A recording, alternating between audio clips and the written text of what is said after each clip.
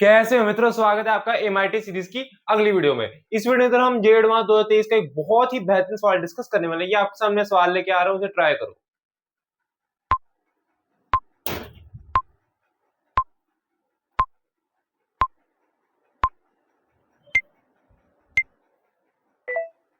देखो अब इस क्वेश्चन में क्या आ गया है। An optical arrangement consist of a two concave mirrors M1 and M2 and convex lens capital L with a common principal axis as shown in the figure. The focal length of the capital L is 10 centimeter. The radii of curvature of M1 and M2 are 20 centimeter, 24 centimeter respectively. The distance between the capital L and M2 is 20 centimeter. A point object S is placed at a midpoint between capital L and M2 on the axis when distance between capital L and M1 is n by 7 centimeter. The one of the images coincide with S. देखो इस question क्या गया है। An optical arrangement consist of two concave mirror M1 and M2 and convex lens with a common principal axis as shown in the figure. The focal length of capital L is 10 centimeter. The radii of curvature of M1 and M2 are 20 centimeter and 24 centimeter respectively. The distance between capital L and M2 is 20 centimeter.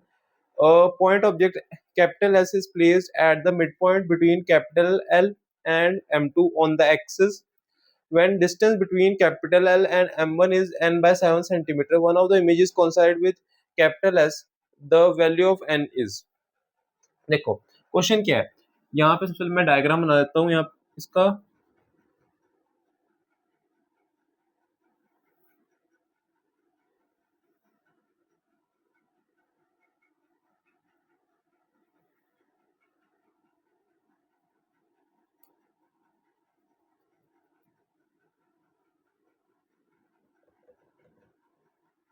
है ये हमारे पास M1 M2 और ये capital है ना।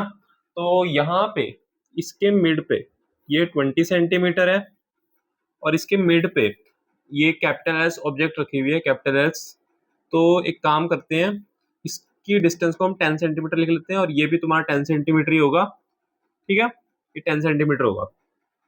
ठीक है, तो ये थोड़ा सा ज्यादा बड़ा बना दिया क्योंकि मैंने यहाँ पे डायग्राम भी बनाना है। रुको नीचे लिख देता हूँ 10 सेंटीमीटर 10 सेंटीमीटर। ठीक है, हाँ अब मैं करता हूँ। तो अब हमसे कहा गया है कि भाई जब ना इसके सारी मतलब इमेजेस वगैरह बनेंगी, लेंस वगैरह से पास रे होएगी, तो हमारे पास एक इमेज कैपिटल एस पे वापस आके कोइंसाइड करेगी है। तो ऐसा ऐसी कंडीशंस को हमें मतलब फुलफिल करना है। तो एक काम करते हैं, सबसे पहले इसकी इसकी जो इमेज है इस पे जो बनेगी उसको देखते हैं। है इस पे जो बनेगी वो उसको देखते हैं। तो इसके लिए मेरे पास है 10 सेंटीमीटर, इसकी 10 सेंटीमीटर ऑब्जेक्ट डिस्टेंस। अब इसका रेडियाई ऑफ कर्वेचर 24 सेंटीमीटर है। 24 सेंटीमीटर है यानी कि इसकी फोकल लेंथ कितनी हो जाएगी, फोकल लेंथ कितनी हो जाएगी 12 सेंटीमीटर है। ये कहीं कहीं ना कहीं यहाँ पे इसका एफ होएगा। अब हमने हमने पढ़ा है कि भाई जब जब हमारे पास फोकल लेंथ और पोल के बीच में फोकल फोकस पॉइंट और ना पोल के बीच में जो फोकस और हमारे पास पोल है उसके बीच में जब ऑब्जेक्ट रखी होती है तो इमेज कहाँ बनती है बताओ, इमेज कहाँ बनती है उस साइड। तो देखो पहले फॉर्मूला लगा देता हूँ। 1 बाय ये 12 होएगा ना, 1/12 और ये कनकेव मिरर है ना। हाँ, तो ये हो जाएगा 1/V माइनस 1/10। तो यहां से ये बनेगा 1/12 माइनस का 1/10 इक्वल टू 1/V। देख लो यहाँ पे मैं क्या कर रहा हूँ। ठीक है, तो ये बन जाएगा 66 माइनस 5 ऑन 1/V। तो V आ जाएगा 60 सेंटीमीटर। ठीक है, V तुम्हारा 60 सेंटीमीटर की इक्वल आएगा।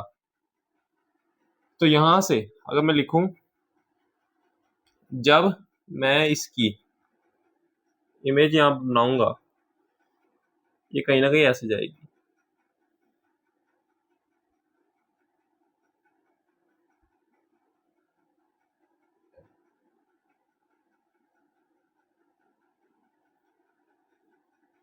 है यहाँ पे कुछ ऐसे इमेज बनेगी।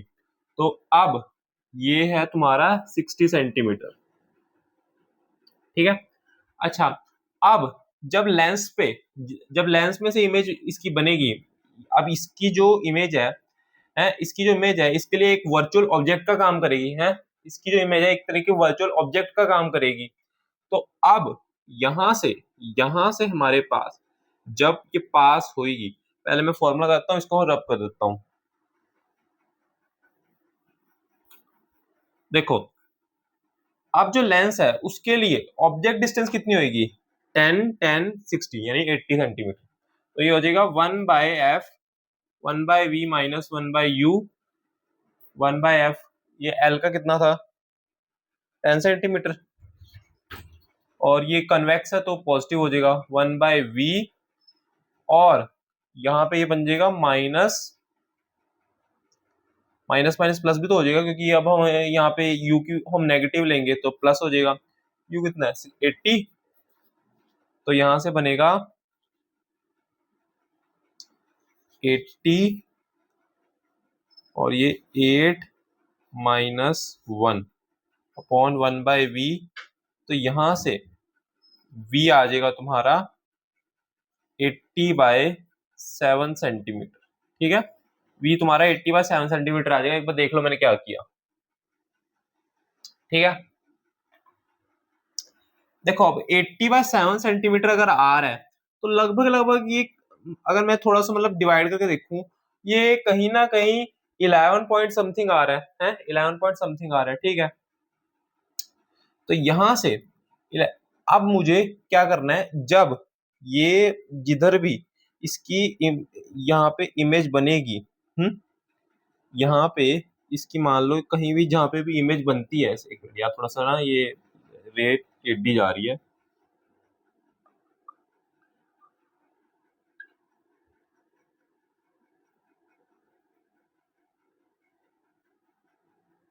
ठीक है,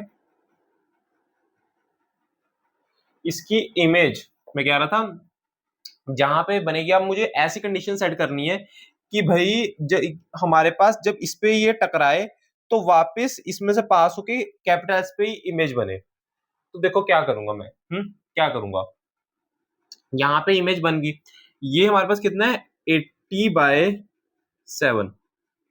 अब बात समझने की कोशिश करना, ये वाला ही इमेज इसके लिए वर्चुअल ऑब्जेक्ट का काम करेगी, इसके लिए वर्चुअल ऑब्जेक्ट का काम करेगी। तो अगर ये वाला पॉइंट अगर ये वाला पॉइंट इसका फोकस बन जाए, इसका फोकस बन जाए, यानी कि फोकस इसका कितना है, और रेडियस कोरेचर 20 है तो ये 10 होना चाहिए है। अगर ये इसका फोकस बन जाए, क्योंकि हमसे इसकी डिस्टेंस पूछी है, हमें कंडीशन ऐसी सेट करनी है कि भाई चीजें यहाँ पे एस पे ही लास्ट में जाके इमेज कोइंसाइड करे। तो अगर इसका ये फोकस बन जाए है, तो देखो क्या होएगा। मान लो इसका फोकस ये बन गया, ये ऐसे जाएगा, ये ऐसे जाएगा है। हमें पता है कि जब भी हमें पता है जब भी फोकस में से कोई भी रे पास करती है तो वो क्या हो जाती है क्या हो जाती है बताओ, है वो क्या हो जाती है, वो हो जाती है पैरेलल, वो हो जाती है पैरेलल, हो जाती है पैरेलल। और पैरेलल हमारे पास जो पैरेलल इमेज इमेज कह रहा हूँ सॉरी, पैरेलल रे आ रही होती है वो हमेशा लेंस में फोकस में से पास कर जाती है। फोकस ये तो एफ तो इसका है ना, सॉरी एफ तो मिरर क्या सॉरी, और इसका जो फोकस होएगा ना वो एस पी होएगा। क्यों, क्योंकि हमारे पास लेंस का फोकस 10 सेंटीमीटर पे और इमेज भी, ये सॉरी इमेज कह रहा हूँ, ऑब्जेक्ट भी हमारी एस 10 सेंटीमीटर पे ही रखी हुई है। देख लो ठीक है, कुछ ऐसी सी मतलब ऐसा सा रे डायग्राम बनेगा। मतलब बहुत अच्छा रे डायग्राम तो नहीं मैंने बनाया, लेकिन मतलब समझाने के हिसाब से ठीक है चलो। ठीक है, बस यहाँ पे तुम्हें फॉर्मूला वगैरह लगाने थे, और उसके बाद थोड़ा सा मतलब थोड़ा सा इमेजिनेशन आनी चाहिए कि भाई क्या हम करें कि भाई एग्जैक्टली यहीं पे आगे वापस इमेज कॉन्साइड करें। ठीक है, तो अब हमें क्या बताना है, इसके और इसके बीच की डिस्टेंस। तो देखो ये तो हमें पता चल गया अगर 10 सेंटीमीटर बन जाए और 80/7 तो हमने निकाल लिया। तो इसको ऐड कर देते हैं 10 प्लस 80/7, तो ये बन जाएगा 70 प्लस 80 यानी 150/7। और हमसे कहा गया है ये n/7 है, तो यानी कि हमारे पास ये n है, n इज इक्वल टू 150। देख लो n हमारा 150 के इक्वल है, देख लो। हो आपको जेड वन 2023 का सवाल समझ में आएगा। बेसिकली ये क्वेश्चन पूरा तुम्हारा रे डायग्राम्स की टेस्टिंग थी। तुम्हें रे डायग्राम्स का एक केस तुम्हारे टिप्स पे होने चाहिए, और साथ में मतलब मिरर फॉर्मूला, लेंस फॉर्मूला, वो सब तो सबको याद होता ही, चलो। लेकिन लेकिन जिसने रे डायग्राम्स को टिप्स पे कर रखा था उसके लिए क्वेश्चन बहुत ज्यादा मुश्किल नहीं था, है। बाकी तो ये सवाल समझ में आए होंगी, चीजें क्लियर होंगी, कॉन्सेप्ट क्लियर होंगे। और ये वीडियो अच्छी लगी तो वीडियो को लाइक कर देना, चैनल सब्सक्राइब कर देना। Okay, thank you.